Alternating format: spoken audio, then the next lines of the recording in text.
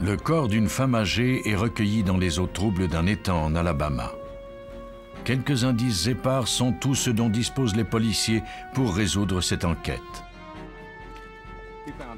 Au Texas, le corps d'une femme emportée lors d'une crue subite est retrouvé en aval d'une rivière. Les experts parviendront-ils à établir qu'il y a eu meurtre? Une femme est tuée lors d'un accident d'auto au Wisconsin. Les détectives devront tenter de démontrer que cette mort n'était pas un simple accident, malgré des indices incertains. Autrefois, les meurtriers se servaient de l'eau pour faire disparaître les indices qui les reliaient à leur crime. Mais aujourd'hui, ce n'est plus guère possible, car les experts ont appris à clarifier les eaux les plus troubles.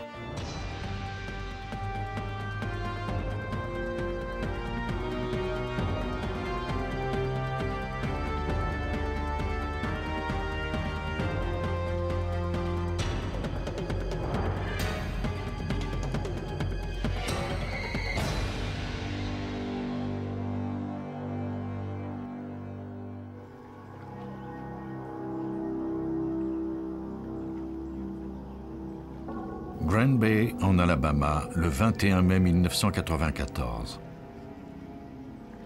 Deux adolescents à bord d'une embarcation sur l'étang de Blue Hole aperçoivent quelque chose à la surface de l'eau.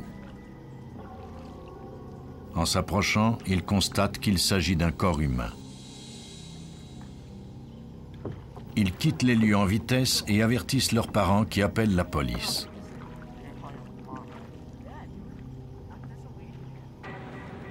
Les adjoints du shérif arrivèrent peu après sur la scène et repêchèrent le corps d'une femme âgée. À l'évidence, il ne s'agissait pas d'une noyade accidentelle. Un cric d'automobile était enchaîné à sa taille et ses deux mains avaient été coupées. Les enquêteurs analysèrent les lieux. Pendant ce temps, au poste de police, d'autres agents passaient en revue les dossiers des personnes disparues. Un seul d'entre eux correspondait à la description de la victime. Irma Williams, 85 ans, avait été portée disparue la veille à Moss Point, au Mississippi. Les répartiteurs du poste de police appelèrent le détective John Gaffney, qui enquêtait sur cette disparition. Ils m'ont avisé qu'au bureau du shérif de Mobile County, on avait découvert un corps à Grand Bay, dans l'Alabama, juste à côté de notre territoire. Ils croyaient qu'il s'agissait peut-être de la personne disparue. Des détectives de la police de Moss Point County furent dépêchés sur les lieux. En entendant la description détaillée de la victime, ils étaient d'avis qu'il s'agissait bien du corps d'Irma Williams. Le cas de cette personne disparue devenait donc un cas d'homicide. Les enquêteurs entamèrent leurs recherches aux alentours de la scène du crime pour découvrir des indices sur le meurtrier. Une grosse quantité de détritus et de débris s'était accumulée près de l'étang. Il serait difficile d'y trouver des indices.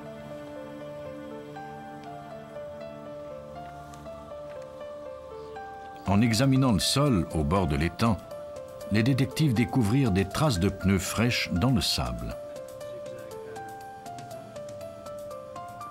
Ils en firent des moulages en espérant qu'elles avaient été causées par le véhicule du tueur.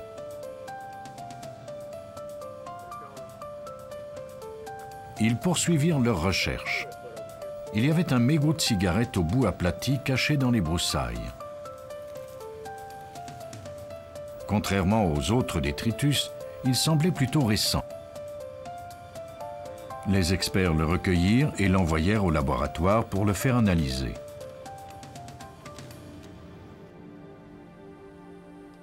Les policiers étaient convaincus que la victime était Irma Williams, mais ils devaient tout de même en faire la preuve formelle. Ils retracèrent des membres de sa famille, James et Sharon Williams. James confirma que le corps était celui de sa grand-mère, Irma Williams. Sa femme et lui étaient très proches de la vieille dame. Elle était pleine de vie et aimait sa famille. Son mari était mort récemment, mais l'héritage qu'il lui avait laissé lui permettait de subvenir à ses besoins.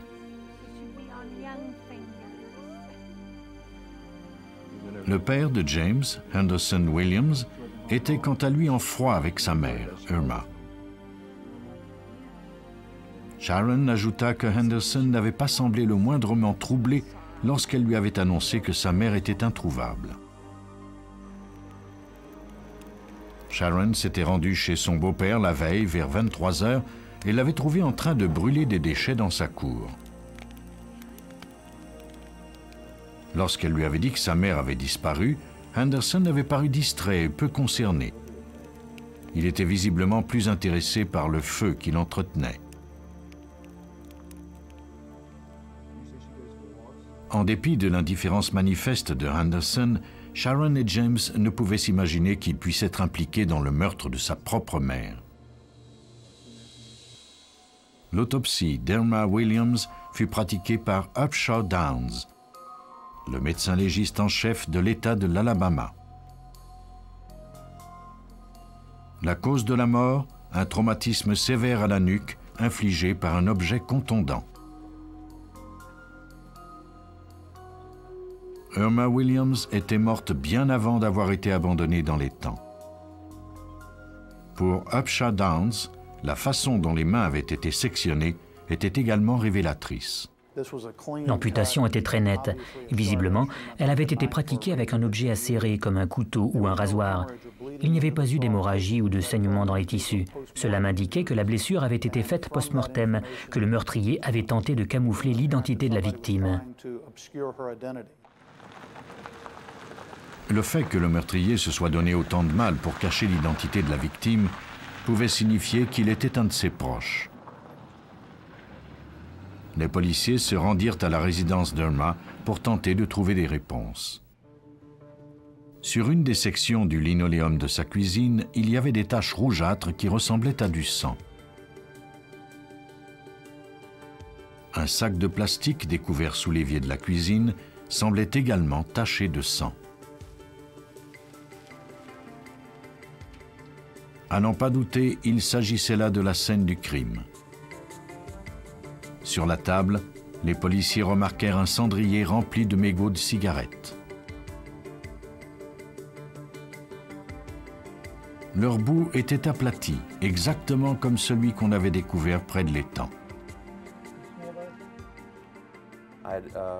J'ai vu qu'il y avait un cendrier rempli de mégots, dont l'embout avait été mordillé de façon caractéristique. J'ai interrogé la famille au sujet de ces mégots et on m'a répondu que c'était ceux d'Henderson, qu'il avait une façon particulière de les mordiller.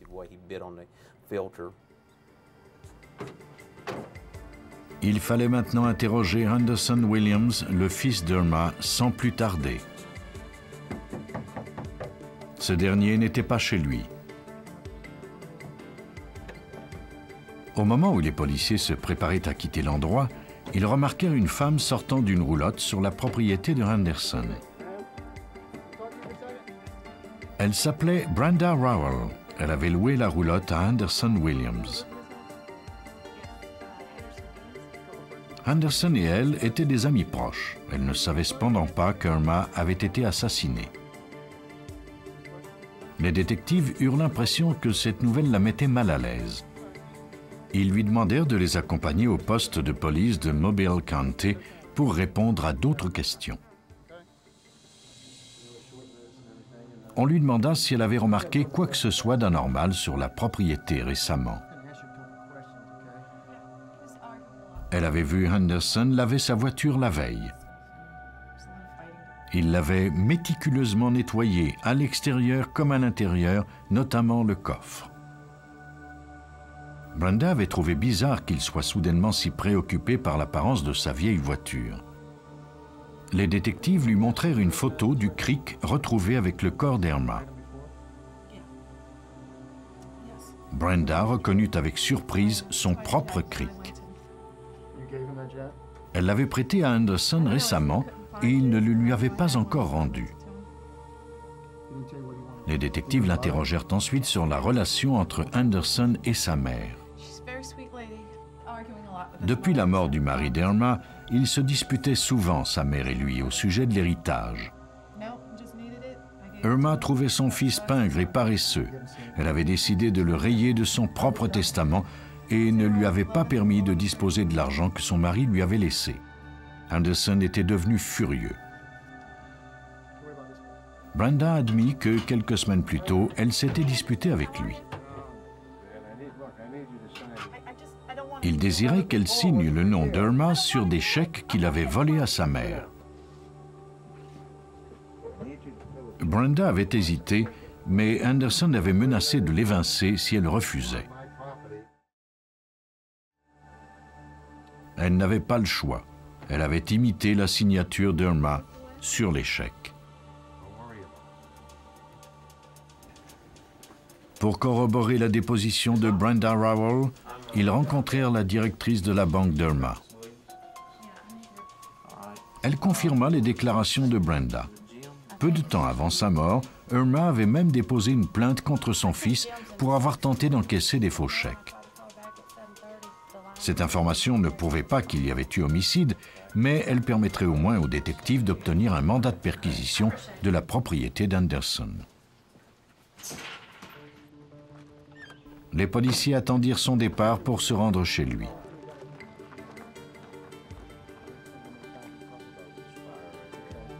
Lors de l'inspection de son véhicule, les experts remarquèrent des petites taches rougeâtres sur un feu arrière et d'autres taches plus importantes sur la moquette du coffre.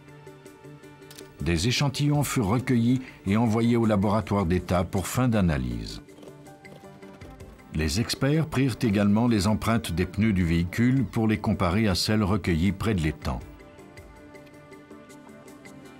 Au cours de leurs recherches, les détectives remarquèrent également les cendres du feu dont leur avait parlé Sharon Williams. En fouillant à travers les débris, ils découvrirent plusieurs petits fragments d'eau. Comme les mains de la victime avaient été sectionnées et n'avaient jamais été retrouvées, il était possible que ces fragments soient reliés à l'affaire. Tous les indices pointaient vers Anderson Williams, mais il fallait le relier formellement au meurtre, sinon il échapperait à la justice.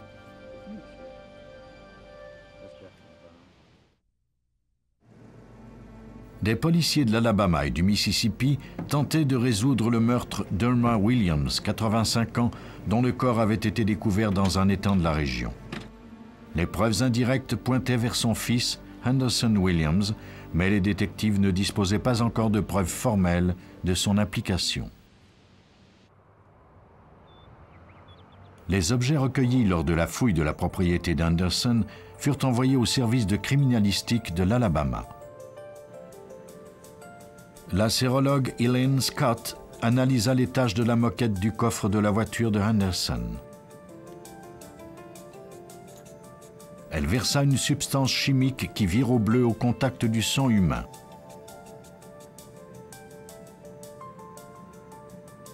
Lors de l'analyse préliminaire, elle détermina que les taches étaient bien du sang humain.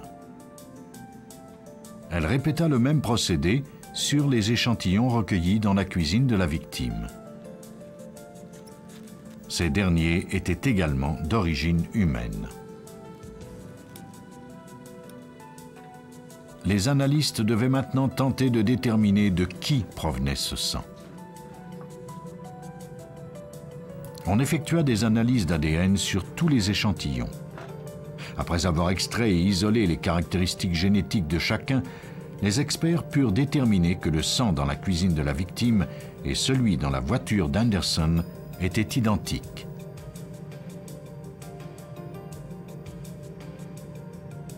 Lorsque ces résultats furent comparés à l'échantillon d'ADN prélevé lors de l'autopsie d'Irma, les résultats étaient indiscutables.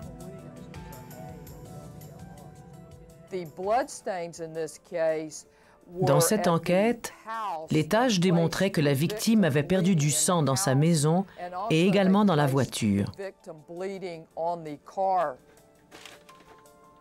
Ces preuves étaient très incriminantes, mais avant de passer aux conclusions, il restait encore aux détectives à prouver que Henderson Williams s'était physiquement trouvé sur la scène du crime. Un seul indice n'avait pas été analysé. Il s'agissait du mégot de cigarette découvert près de l'étang.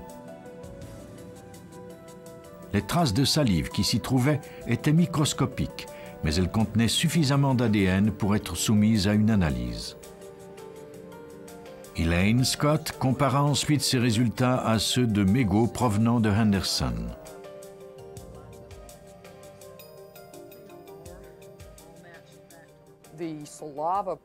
La salive nous a fourni un profil d'ADN qui correspondait à celui de Williams. Cela indiquait qu'il avait fumé cette cigarette sur la scène du crime. Cette information permit à la police d'arrêter Henderson pour le meurtre de sa mère.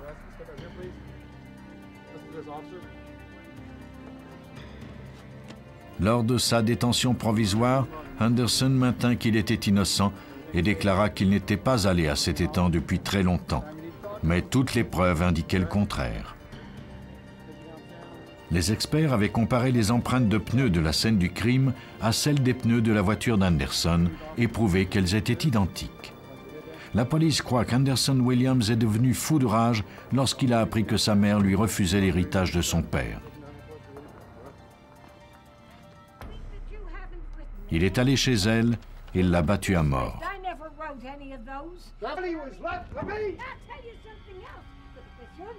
Il lui a ensuite amputé les mains en espérant que la police serait incapable de l'identifier. Puis, il s'est débarrassé de son corps dans l'étang.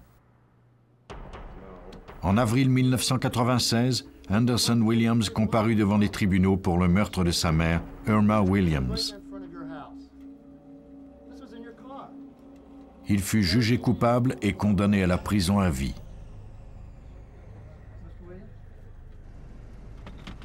En Alabama, les policiers savaient dès le début qu'ils avaient affaire à un homicide. Mais au Texas, des enquêteurs devraient d'abord déterminer si la mort d'une femme était accidentelle ou criminelle pour poursuivre leur enquête. Dans cette histoire, certains noms ont été changés. Fort Worth, au Texas, 3 mai 1987. Francis et Jesus de la Rosa se préparaient à passer une soirée tranquille dans leur maison de banlieue lorsqu'ils entendirent des cris à l'extérieur. Un homme trempé jusqu'aux os, l'air hagard, trébucha en entrant chez eux. Il leur demanda d'appeler le service d'urgence. Sa voiture avait été emportée lors d'une crue subite et sa petite amie avait disparu. L'appel fut transmis à l'équipe de sauvetage du service de police de Fort Worth. Pour eux, ces urgences étaient par trop familières. Des pluies torrentielles s'étaient abattues sur le secteur de Fort Worth depuis un mois et détruisaient tout sur leur passage. L'équipe de secours effectua des recherches près du pont où la voiture avait été emportée. Des plongeurs explorèrent le fond de la crique à la recherche de la femme ou de son véhicule. Après plusieurs heures de recherches intensives, ils n'avaient toujours rien trouvé. Pendant les recherches, la police interrogea Domingo Turro, un immigrant cubain de 40 ans qui parlait difficilement l'anglais. Turro déclara qu'il avait tenté de conduire sur la route malgré l'eau qui l'obstruait. Le détective Mike Garvin travaillait sur cette enquête. Il ne s'était pas rendu compte de la force du courant. Il a essayé de reculer, mais il était trop tard. Le courant l'entraînait vers la crique.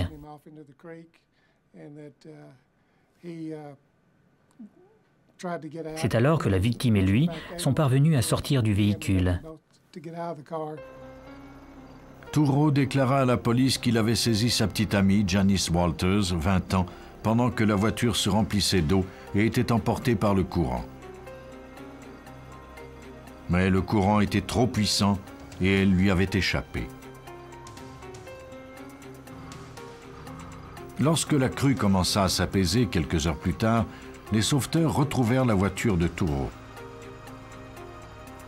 Elle avait été transportée sur une distance de 2 km avant d'échouer sur la rive. Les policiers récupérèrent le véhicule, mais il n'y avait aucune trace de Janice Walters. Les recherches se poursuivirent le lendemain. Vers midi, les sauveteurs trouvèrent le corps d'une femme dont la description correspondait à celle de Janice. Le corps inanimé était nu, mais il y avait une chaînette autour de son cou. La victime était à 2,5 km de l'endroit où le véhicule avait été emporté par le courant. Les autorités communiquèrent avec Touro et la sœur de Janice, Kelly Hill, et leur demandèrent d'identifier son corps.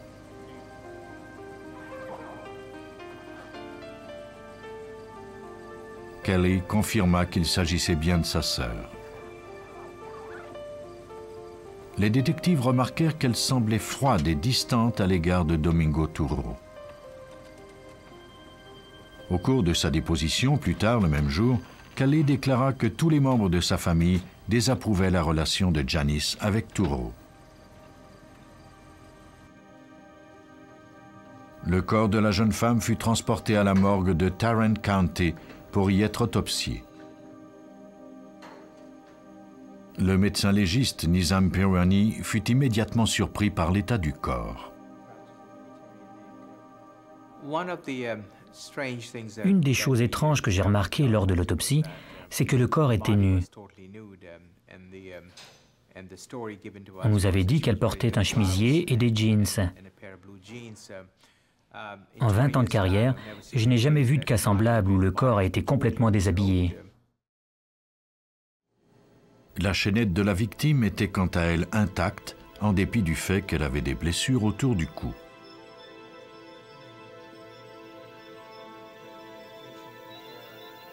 Nizam Pirwani ne remarqua pas non plus les signes habituellement associés à un décès par noyade.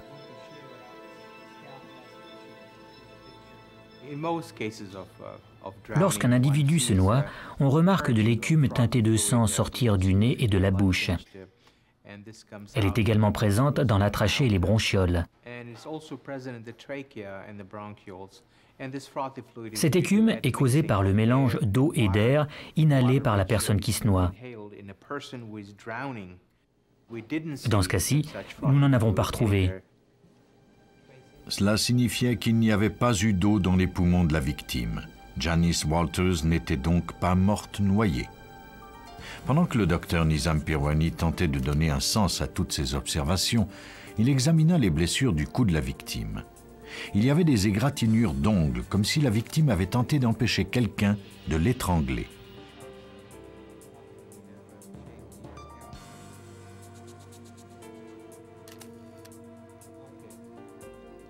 Lors de l'examen interne de la victime, Pirwani remarqua que la jeune femme était enceinte depuis peu.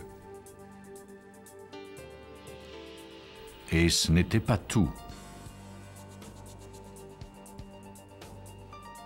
Il y avait eu des hémorragies importantes dans les muscles autour de son cou. Pour Nizam Pirwani, une seule conclusion était possible. Nous n'avons pas observé d'eau dans les poumons, ni d'écume ou de traces de sang dans la trachée et les bronches. Cette absence de symptômes, doublée des blessures remarquées autour du cou, indiquait qu'elle avait été étranglée manuellement.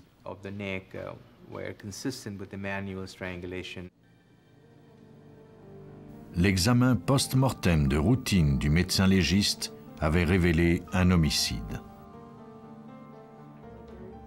Après avoir examiné le rapport d'autopsie, le détective Mike Garvin décida de soumettre le petit ami de Janice, Domingo Touro, à un interrogatoire. Pour éviter tout quiproquo à cause de la langue, il engagea un interprète.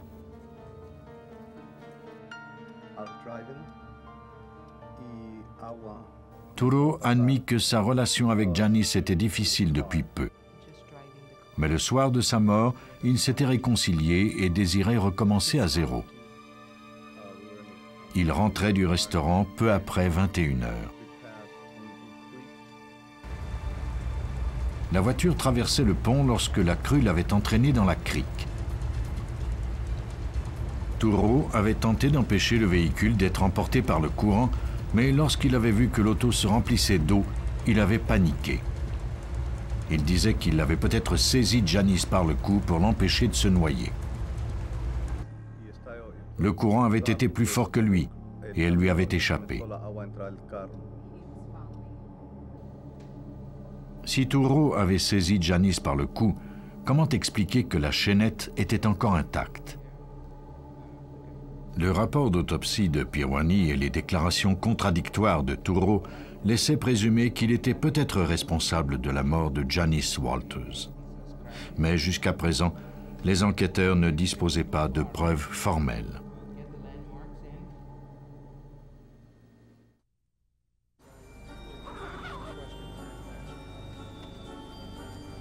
Des détectives de Fort Worth, au Texas, avaient de bonnes raisons de croire que la mort de Janice Walters était un homicide.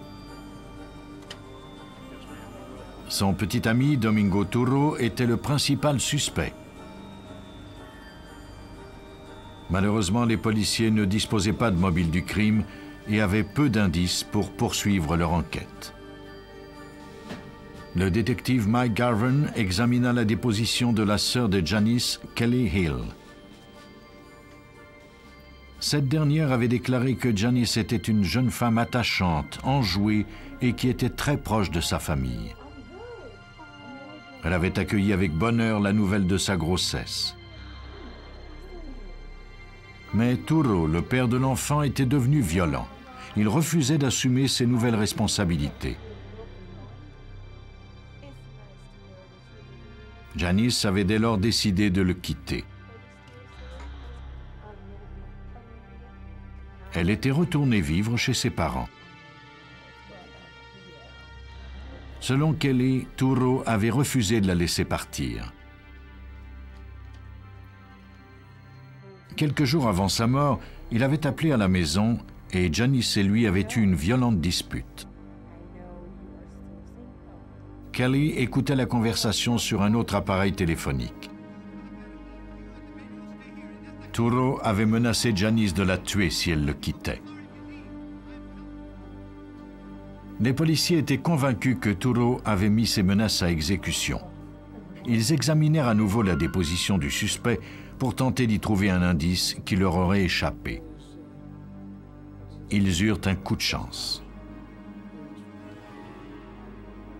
Turo avait déclaré que Janice et lui rentraient du restaurant lorsqu'ils s'étaient retrouvés piégés par la crue. En examinant la carte géographique des lieux, les détectives remarquèrent que le couple roulait dans la mauvaise direction, dans une impasse. Paul Dixon, l'adjoint du procureur de Tarrant County, nous explique l'importance de ce détail. Les gens du secteur se servaient de cette impasse pour aller y jeter des détritus illégalement. De vieux matelas, de vieux pneus, des déchets, etc. Il est même déjà arrivé à quelques reprises aux policiers d'y trouver des cadavres. Turo se préparait donc vraisemblablement à abandonner le corps de Janice. Les détectives disposaient maintenant d'un doute raisonnable et pouvaient procéder à l'arrestation de Domingo Turo sur présomption du meurtre de Janice Walters. Les policiers croient qu'au moment où Janice est retourné chez Turo pour y prendre ses affaires, ce dernier a perdu la tête. Il était possessif et n'acceptait pas d'être rejeté par la jeune femme. Après l'avoir tuée, il l'a déshabillée et a tenté de cacher son corps et les traces de son crime. Il roulait sur le pont dans la tempête et la crue, et la nature l'a empêché de mener son plan à terme.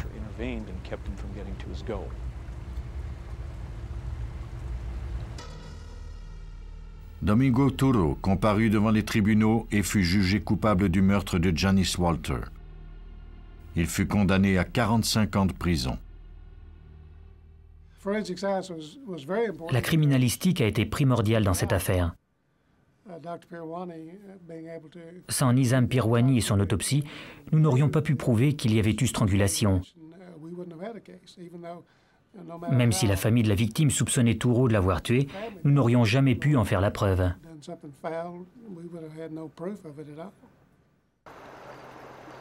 Au Texas, les sciences judiciaires ont permis à la police de faire condamner un meurtrier qui avait profité d'une crue subite pour cacher son crime. Au Wisconsin, un autre médecin légiste devrait déterminer si la mort était accidentelle ou s'il s'agissait plutôt d'un meurtre déguisé. Le 22 juin 1990, dans la ville de Berlin, au Wisconsin, l'employé d'une entreprise d'explosifs s'apprêtait à fermer boutique lorsqu'il entendit quelqu'un appeler à l'aide. Un homme couvert de boue déclara qu'il venait d'avoir un accident de voiture et que son ex-femme avait perdu connaissance. Après avoir avisé le service d'urgence, les deux hommes retournèrent rapidement sur les lieux de l'accident. En l'espace de quelques minutes, des agents du bureau du shérif de Lake County et des ambulanciers de Berlin arrivèrent sur les lieux. Dans un fossé rempli d'eau, ils trouvèrent une voiture blanche appuyée contre un talus boueux. Le corps d'une femme, le visage sous l'eau, fut repêché. Les ambulanciers s'empressèrent de lui administrer les premiers soins, mais s'aperçurent rapidement qu'elle ne respirait plus. Ils tentèrent de la réanimer en lui donnant la respiration artificielle.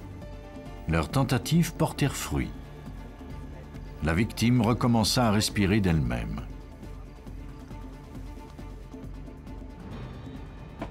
Elle fut immédiatement transportée à l'hôpital.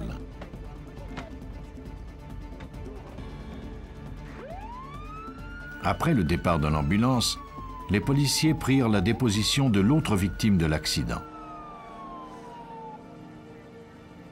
L'homme s'appelait Daniel Egan et la femme était Darlene, son ex-conjointe. Il déclara qu'elle avait donné un coup de volant pour tenter d'éviter un cerf et que la voiture avait plongé dans le fossé. Egan s'était alors empressé de chercher de l'aide, mais quand il était revenu, il avait trouvé Darlene la tête sous l'eau. Darlene fut conduite à la salle d'urgence du Memorial Hospital de Berlin, où les médecins tentèrent de la sauver.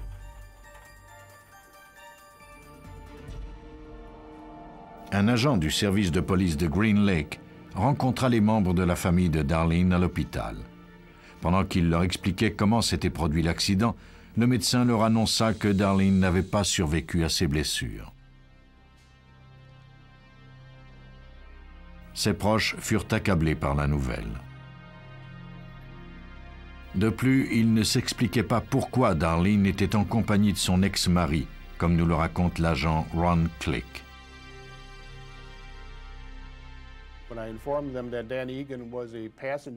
Lorsque je leur ai appris que Dan Egan était le passager du véhicule au moment de l'accident, ils m'ont dit qu'il était peu vraisemblable qu'elle ait permis à son ex-mari de monter dans sa voiture, tellement la relation entre eux était orageuse. L'agent communiqua avec les détectives sur la scène de l'accident et leur transmit cette information. Les agents de patrouille de l'État du Wisconsin tentèrent de reconstituer l'accident. Ils mesurèrent l'angle et les dimensions des traces des pneus sur la route et en conclurent que la voiture roulait à environ 80 km/h, soit un peu moins que la limite autorisée.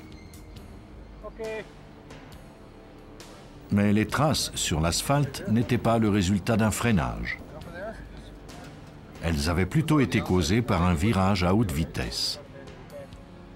Selon l'agent Dennis McConnell, c'était plutôt étrange.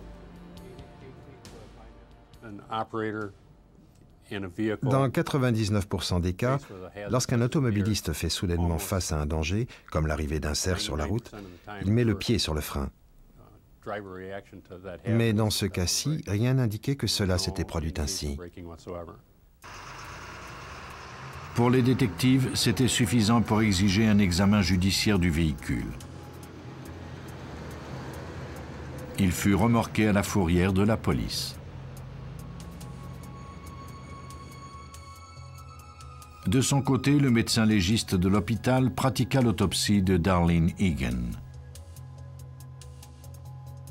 À en juger par la quantité d'eau dans ses poumons, elle était morte par noyade. Un détail était cependant troublant. Il y avait une grande quantité de boue dans ses yeux, son nez et ses oreilles. Le coroner ordonna que le corps de Darlene Egan soit soumis à une seconde autopsie.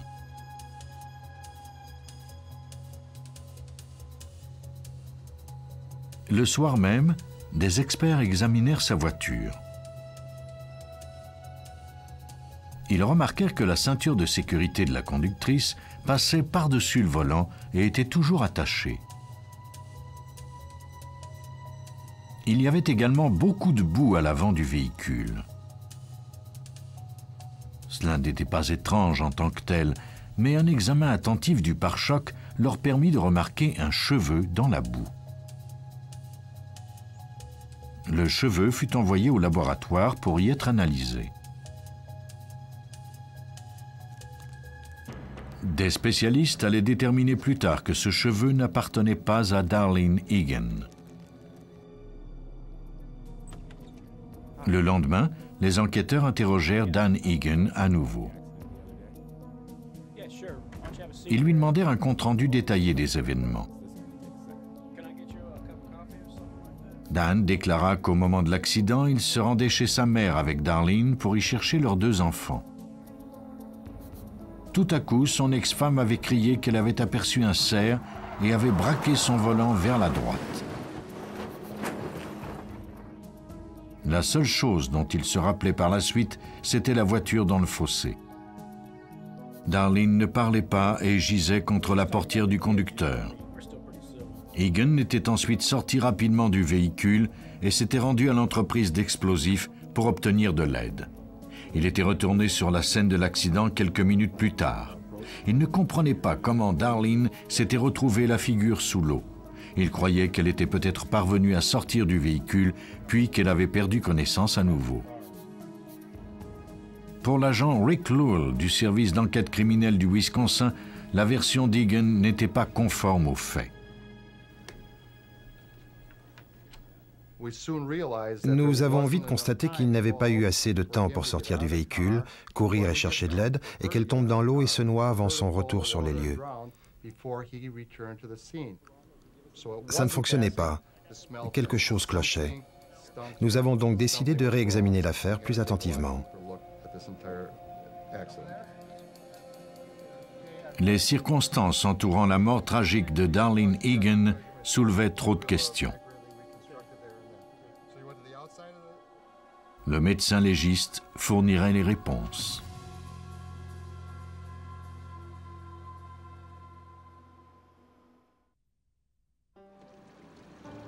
Des policiers du Wisconsin enquêtaient sur la mort par noyade de Darlene Egan quand son véhicule avait plongé dans un fossé.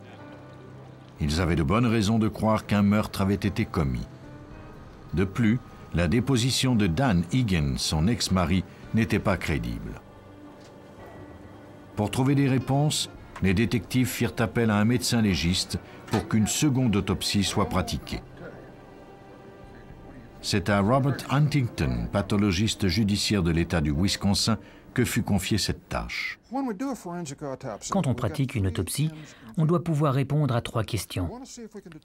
On veut d'abord déterminer la cause de la mort, et puis éliminer d'autres causes, et enfin, vérifier si le corps peut nous révéler comment la mort est survenue. Huntington parvint au même diagnostic que le premier médecin légiste. La mort avait été causée par la noyade. Mais certaines blessures remarquées lors de l'examen n'étaient pas causées par un accident de voiture. Elles semblaient être reliées à autre chose. Les corps qui nous sont envoyés suite à un accident de la route sont très abîmés. Ce n'était pas son cas. Ce qu'il y avait de plus troublant, c'étaient les blessures qu'elle avait au visage. Un accident peut causer des égratignures, mais celle-ci semblait avoir été faite par des ongles. C'était plutôt inquiétant. La présence d'égratignures sur le visage de la victime laissait présumer que la noyade n'avait pas été causée par l'accident de voiture. Lors de son analyse finale, Robert Huntington en conclut que Darlene Egan avait été tuée. Supposons que quelqu'un lui ait maintenu le visage sous l'eau. Cela expliquait pourquoi elle avait ces marques d'ongles. La conclusion de Huntington donna au détective un aperçu de la façon dont Darlene Egan était morte. Mais pour prouver qu'un homicide avait été commis, ils devaient trouver le mobile du crime. Ils se tournèrent vers la famille de la victime pour trouver des réponses. La sœur de Darlene, Denise Krause, déclara à la police que Darlene avait divorcé de Dan Egan en 1988 après 5 ans de mariage. Dan était violent envers elle et Darlene vivait dans une terreur permanente. Elle avait décidé de reprendre sa vie en main.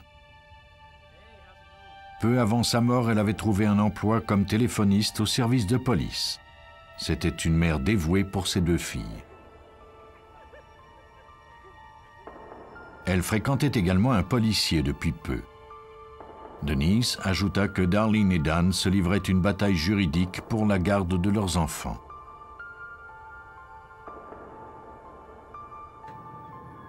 Le mobile du meurtre prenait forme. Les policiers téléphonèrent à l'avocate de Darlene. Cette dernière leur apprit que Darlene avait obtenu la garde principale des enfants. Cette décision avait été rendue la veille de sa mort. Elle avait même rencontré le couple pour discuter des modalités. Lorsque Dan avait appris la décision de la Cour, il était devenu furieux. Il n'acceptait pas de devoir payer une pension alimentaire. Il s'était juré de garder ses enfants, peu importe les conséquences.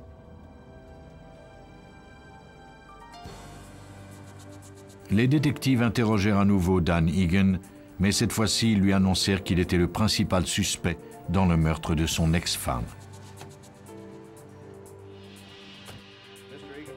Les policiers savaient que Darlene prenait grand soin d'éviter de se trouver seule en compagnie de Dan. Ils lui demandèrent d'expliquer comment il s'était retrouvé dans sa voiture. Dan déclara que le jour de l'accident, Darlene était venue chez lui prendre les enfants. Mais c'était la mère de Dan qui s'occupait d'eux pour la journée et elle n'avait pas de voiture pour venir les reconduire chez lui. Dan était dans la même situation et ne pouvait pas aller les chercher non plus.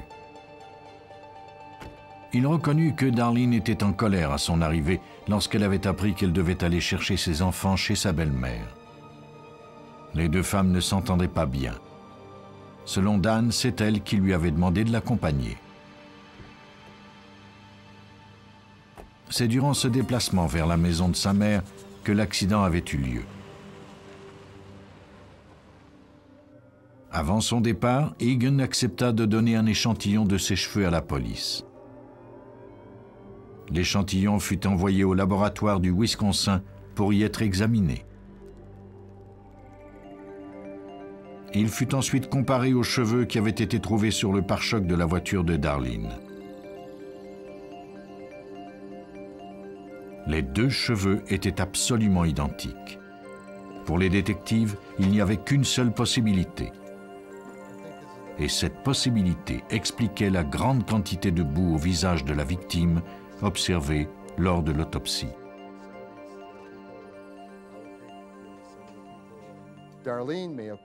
Il est possible que Darlene ait tiré les cheveux de son mari qui cherchait à lui mettre la tête sous l'eau.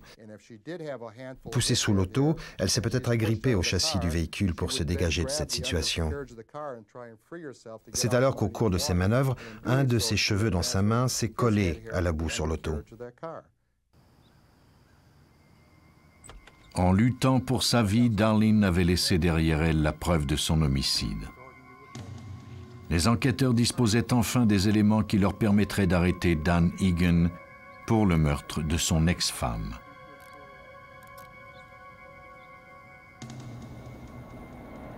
Les policiers croient que le couple roulait en voiture lorsque Dan a saisi le volant et braqué violemment vers la droite, provoquant ainsi l'accident. La ceinture de sécurité de Darlene était toujours bouclée. Malgré cela, Dan a arraché son ex-femme de l'auto. En se débattant, Darlene a agrippé Dan par les cheveux. Ce dernier a tout de même eu le dessus sur elle. Il lui a maintenu la tête sous l'eau jusqu'à ce qu'elle se noie. Pour le meurtre au premier degré de son ex-femme, il fut condamné à la prison à vie.